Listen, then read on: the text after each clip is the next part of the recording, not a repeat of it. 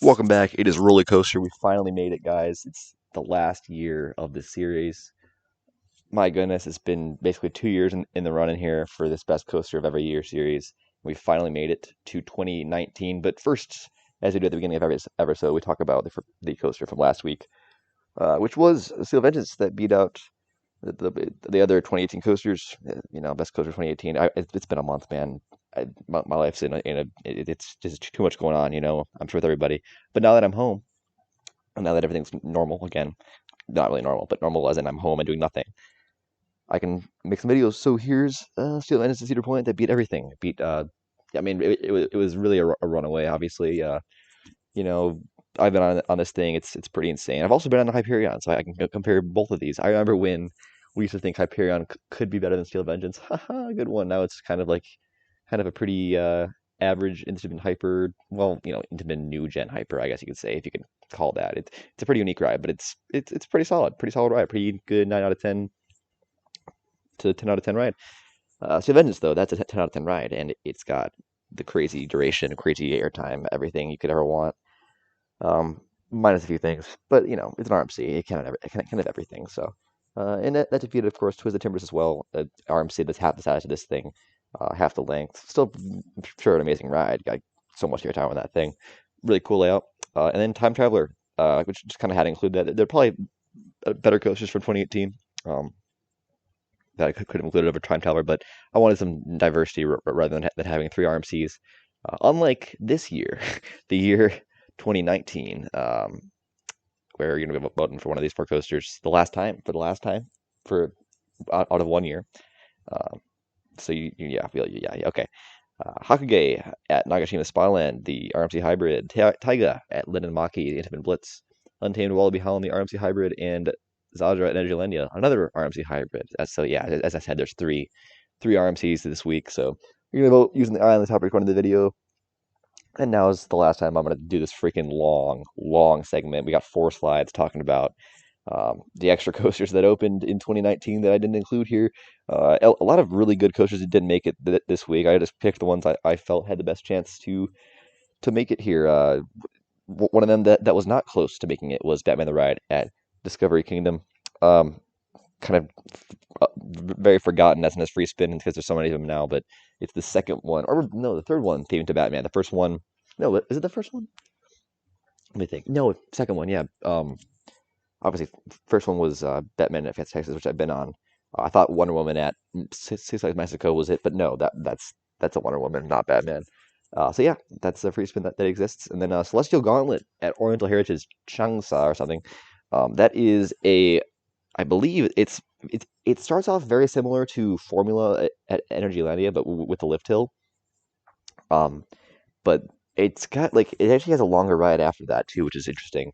Um, I don't know. It's a pretty unique lift hill style new gen Vekoma, and it looks like a great ride. There's a POV out there. Check it out. Really cool interaction with the rock work and terrain, and looks like a really solid ride. It does a lot for how tall it is. So, also Dragonflyer at Dollywood, of course, they kind of flew under the radar this past year. That is a Vekoma suspended. It's the larger, Vekoma family suspended coaster model. I've been on one of them. I've been on what is it, Dragon Roller Coaster at Energylandia. It's really nice. Got some nice intense helixes in there, and very well paced ride.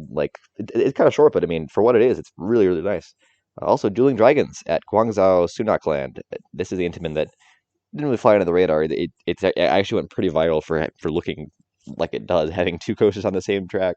Well, not the same track, but back to back on each other in the loop and going through the whole layout. Really awesome dueling layout. It's got the invert and sit down side.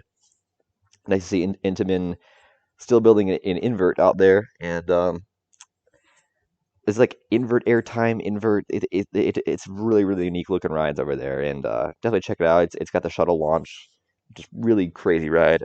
And then there's Dynamite at Freezy Park Plawn, which I believe is a Gristlauer Infinity. That definitely flew under the radar. It's kind of there now. It just kind of exists. It's a pretty standard Infinity layout. I don't remember much from it, but it's cool. It kind of reminds me of like a Carajo, but I'm probably totally wrong in that. It just kind of reminds me of that kind of vibe. I don't know. And Falcon at Wuxi Sunak Clan, which is not a hyper B&M wing, but it's 3 feet short. It's 197 feet tall, making it the tallest wing coaster in the world, and I believe the highest inversion in the world, unless Hyperion's Twist and Time. I don't think that counts. I don't know. I don't know what it is actually. I'm kind of curious now what the tallest inversion in the world is. I'm just hoping to get home in the comments. But yeah, that's a B&M wing. Actually, I'm gonna be honest. The layout does not look very good. It's got a lot of sweeping elements that you really don't want on a wing coaster. Like, sure, it's cool and all, and it goes to the rockwork and it's awesome, but the elements that doesn't seem to be like a lot of hang time if you're into that, or a lot of intensity if you're into that. Just kind of a lot of meandering, and it's cool and all. I don't know. It's my favorite wing coaster layout of all time. I think moving on, we got even more 2019 coasters. There's Flight of the Himalayan Eagle Music Roller Coaster. I don't know what that name's going on there. Um, at Happy Valley of Beijing, it's basically here's the way I like to look at it. Okay, this is a mini B&M Hyper, but I think of it as a Giga half the size. Okay, because the layout focuses more on turns and cool twisties than it does actual airtime, like say Hollywood Dream the Ride does. Those two pictures in the top right are this hyper, and it's, well, it isn't a hyper. It's like I think it's like 170 feet tall, so it's like Goliath at Laron height, but it's nothing like Goliath at Laron. The first three elements are turns, and then the fourth one's like a airtime hill that turns into a turn that's barely even airtime. So I don't know though. It reminds me of like Mako, but with no airtime. If you're, like I ride a B&M Hyper for airtime, but this is just kind of a fun ride, and I'm sure it's a fun ride. And that helix looks kind of nice, kind of a figure eight style helix, and cool stuff. Whatever. Flying Dragon, an Oriental Legend, I believe, is the same layout as what was the name of it? Celestial Gauntlet. It's the same kind of thing. Got the lift hill and the Formula style layout, but a little longer. I think there's a POV out there. Exact same thing. Really solid looking ride. Another ride that went under the radar. Obviously, that one did, but Fury at Babajan Land. That is another Grisar Infinity where you can actually choose to ride it forwards or backwards. But I think it's really, really cool that they have that feature. Um, really cool inversions. Kind of a short ride, but hey, I mean, hey, you can freaking ride it forwards or backwards. How many rides can you do that? Besides like the ones that are shuttle coasters and you can go backwards. But like this is like a full circuit layout where you can go backwards or forwards, which is very unique. So definitely check out a POV of that. Also, Haggard's Magical Creatures Motorbike Adventure, Universal Items of Adventure. That definitely takes the cake for the longest coaster I've ever read on this channel. Um, and yeah, I mean, besides Wallace's Whirl, Wonderful Wriggling Wacky Worm, or whatever that one is, I never really officially talked about that, so this is the winner, I guess. And you all know about this thing. It's the Intamin motorbike style thing, themed to Harry Potter stuff or something. I hear it's pretty good. Probably one of the best themed roller coasters out there, or something like that. Probably not. I don't know. But considering it's at Universal, you're going to hear about it all the time, and it's pretty cool. I'm glad that Dueling Dragons got a roller coaster replacement. Um, Definitely not as good as Dueling Dragons, but it's still a cool ride. You know, very well themed, cool terrain features in there. Also, Kentucky Flyer at Kentucky Kingdom, the opposite of Hagrid's, is a wooden coaster that actually has airtime, a lot of airtime, a lot of quick pops of ejector that look really, really fun, like a really solid looking family gravity group over there, similar to that of like a Wooden Warrior or something. Everybody knows them. So yeah. Also, Lightspeed at Wonderland Eurasia, which used to be called Enka Park. Now it's Wonderland Eurasia, and I believe it's actually standing but not operating. I think they haven't really got their whole financial situation figured out, and they can only open up certain parts of the park at a time, or at least when it could operate last year. I think it hasn't operated since like a few months ago at this point in 2020. So. Um, yeah, that's pretty unfortunate. But yeah, they opened Lightspeed, which is their 10 version. It's yellow and green, and it's really weird. Um, it exists, and it's obviously the new kind because it's brand. They bought it new, so it's got the lap bars, and it's nice, and it's like the other new ones, or similar to the one that Flamingo Land's getting this year, which is pretty interesting. So cool. Also, Max Force at Six Flags Great America, a coaster that I contemplated putting it in, but I think the RMC's kind of had it beat out. But the launch is really, really good. I hear one of the best launches in the U.S. for sure. Really fast acceleration to, how fast is it, like 70 or 80 or something. But really, really short layout, like 20 seconds kind of style thing.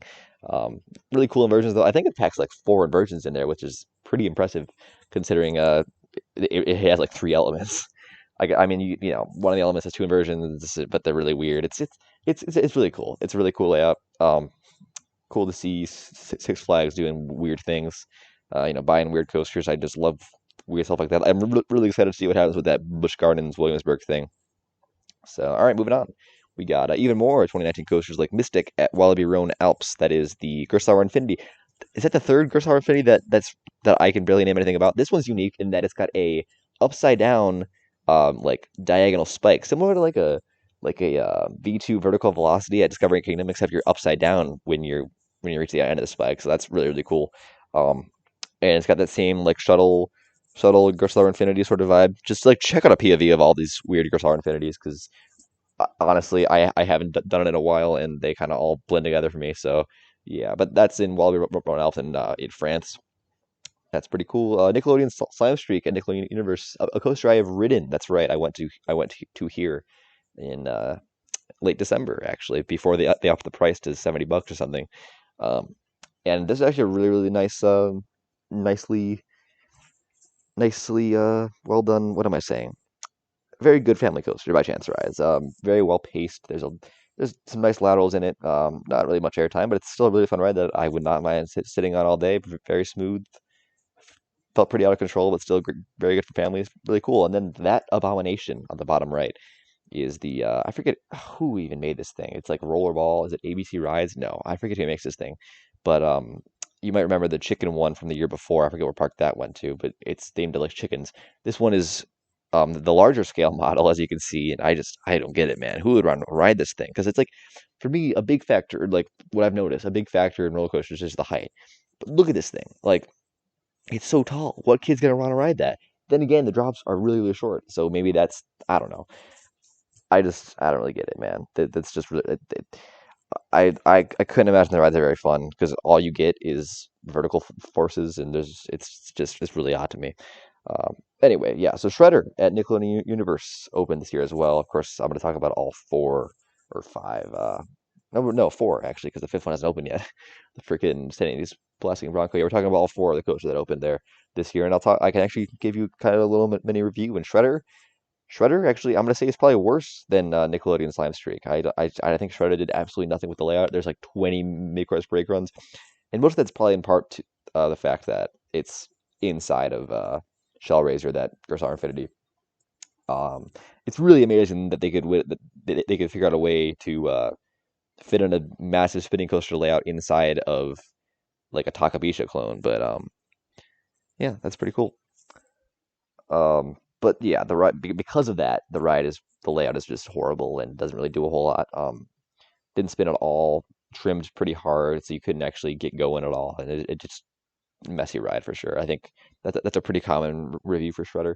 Also, Steel Curtain at Kennywood opened this year. Another coaster that was kind of close to making it onto this week's top four, but this one, I don't know. I've heard some conflicting things. I've heard, it's a really fun looking ride, focusing on inversions, but um, intense airtime.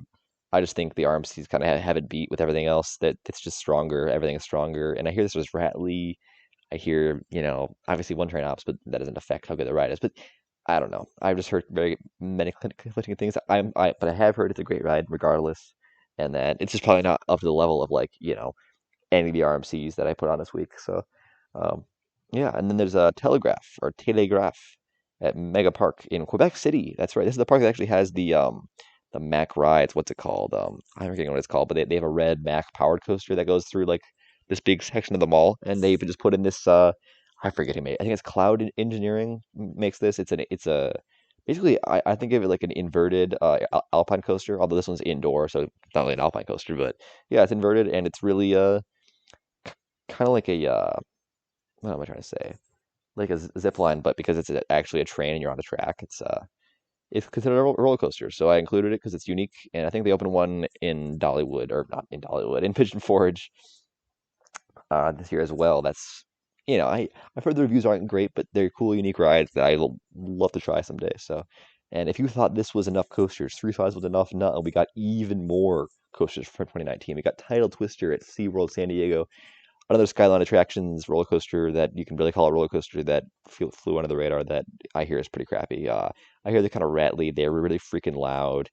I don't know. This one, I think this one looks better than the one at Discovery Kingdom because it's got the airtime hill in there, and it seems to kind of go a little faster. But I don't think it's really anything worth worth riding more than once. I don't know. And I hear that they're really bad with maintenance too. I hear there's like talks about maybe even closing maybe even closing the one at Discovery Kingdom because of all the issues that it has. So interesting. Also, Tigris at Busch Gardens Tampa, another Skyrocket 2 that SeaWorld's got installed. I could see one coming to every park pretty soon now. Um, Probably SeaWorld San Antonio is next on the list to get one, and I can definitely see that happening. I'm saying a lot, I'll say sometimes. I don't know if I say that often though. I don't know. You tell me what are the most common like phrases that I say along these videos? Yeah, Tigris, Yellow, Skyrocket 2 that everybody forgot about, and it exists, and it's Skyrocket 2. I've probably talked about it 80,000 times. So, Timmy's Half Pipe Havoc. Yes, I've written this as well, and I don't know if it was just the day I went, but this is the lamest half pipe I've ever seen. Like I've seen POVs, the other ones are about off rides, whatever. This thing did not spin at all. It spun in the beginning for like a quarter of the way around. Part of it was I was riding it like basically alone, only on one of the things, but like this thing did nothing. It just spun a little bit and then it just went back and forth. I was facing sideways, and it was a long ride cycle actually. I think it went like a few more times than they usually do, but even then, it was just a mess of a ride. I don't know what was going on. Um, and then also at that park, TMNT Shellraiser, a ride that I have ridden and it's in my top 15 actually, which is not saying a lot because I've ridden what 96 coasters now. But yeah, that's why that exists. It's got the steepest drop in the world, which is cool. It's like 121.5 degrees. The launch is really solid in the beginning. Um, Great hang time in most of the inversions. The drop is pretty insane airtime. Not the comfiest for your groin. Really great view at the top of the drop. They kind of hold you there for like 20 seconds. It's really weird. Um, After that World Seamless drop, though, really serious pothole. There's a few potholes. One of them is coming into the final brake run, like right at the hill before the brake run. There's a pretty serious jar, and then the worst one that I'm sure you've heard about it. It's the pothole at the bottom of the steepest drop. So it's a shame that the ride's that rattly in a few spots. I wouldn't even say it's rattly. Like it's smooth everywhere else, save for a few of those places. So like I rode it what 5 times that day, but yeah, I mean it definitely does limit your re-rideability if it's got those potholes. So and also yeah, sit in the back row. The back row is smoother than the front row, which is interesting. But yeah, that's the case with that ride. And then Wilkolak. I've been to Poland and I can't pronounce this. I am Polish myself, and I have Polish grandparents that speak it all the time, and I don't know how to pronounce that. And I don't know how to pronounce the park name either, but it's got a clone of White Lightning or Heidi the Ride. It's got a clone of one of those things, and it's pretty solid, pretty solid looking GCI out and back, L-shaped sort of dealio going on. I think it was the first GCI when White Lightning opened to have a 90-degree for a GCI, so that's kind of cool. Really solid pace layout. It's a classic GCI out and back. Cool stuff. It's actually nowhere near Energylandia or the Krakow area. It's actually really close to Berlin if you think about it. So if you're ever in Berlin and you're down to go to Poland too, hop on over the border, man. It's like probably an hour drive. I don't know. Yukon Striker at Canada's Wonderland, also on this Euro coaster that it's a dive coaster. Let's be honest, it's not going to be in the top four this week. Um, and but it probably is the best dive coaster. It does have the best restraints that like Valravn, but I think the layout still propels it farther than anything else. It's got it's really intense. Got the vertical loop and got the four inversions, which is new for any dive coaster. It doesn't have the second drop immediately after the first Immelman, so that's pretty nice. And yeah, it goes underground like a lot of them do. Just a really solid looking dive coaster overall. So pretty cool stuff. Now I'm finally done talking about more coasters from every year from 1972 to 2019. I'm going to start the tournament pretty soon, and I have to go to the bathroom, so I'm kind of just rushing out in this video right now. So I really hope you guys enjoyed, and we're going to start the tournament in a few days here, maybe tomorrow. I don't know. I've been pretty excited to start it. The bracket's pretty exciting, so cool stuff. I will see you guys later. Adios.